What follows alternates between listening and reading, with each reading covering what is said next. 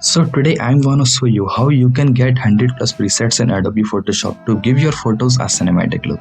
So we have a photo here. Let's take a copy of the background. So we press Ctrl G for it. Then we are going to apply duotone in it. And when we go for duotone, it's disabled. So what are we gonna do for it? We first enable it to grayscale. Okay.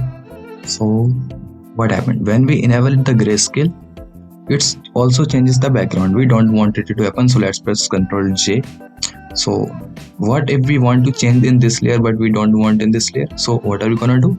Yeah, we're going to convert it to smart objects. Let's convert it to smart object. Double click on its icon. Let's have this image. Now we can change with it.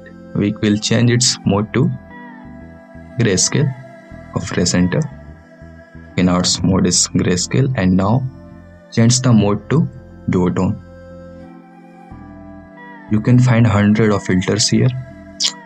You can select which one of these look best on your image. Okay, so